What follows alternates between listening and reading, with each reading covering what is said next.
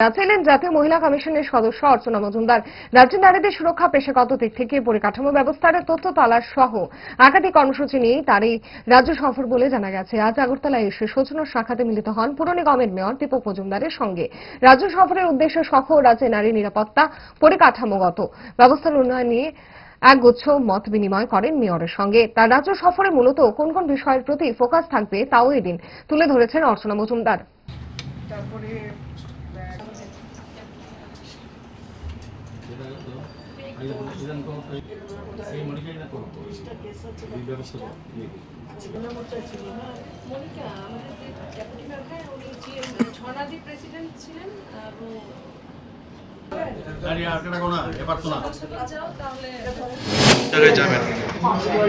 অনেক কর্মসূচি আজকে যেমন সরকারি মেডিকেল কলেজে ইন্সপেকশন করলাম, সেখানে প্রসূতি বিভাগে মেয়েদের কী অবস্থায় আছে, কেমন চিকিৎসা চলছে, কোন জায়গায় ফাঁকি রয়েছে, কোন জায়গায় গাফিলতি, সেগুলো রিপোর্টিং করা এবং করেসপন্ডিং প্রিন্সিপাল, সুপারিনটেন্ডেন্ট, মেডিকেল ডিরেক্টরের সঙ্গে এগুলো সংশোধনে করে যাতে আরও বেটার পরিষেবা দেওয়া যেতে পারে, সেগুলো আমাদের কাজ। আমি আজকে সেটা করলাম।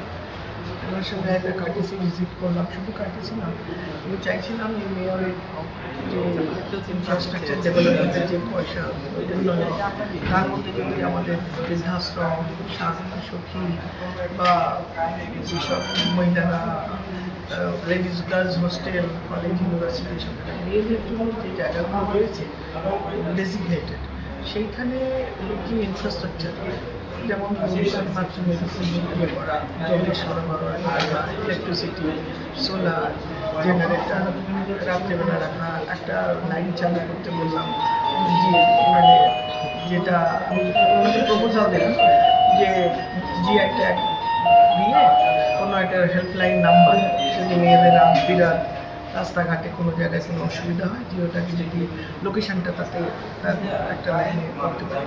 প্রপোজালটা উনি খুবভাবে শুনলেন, উনি রাজিও হয়েছেন। জুড়ে থাকে বাঁধন আপনার চেয়েও আপন, জুড়ে থাকে বাঁধন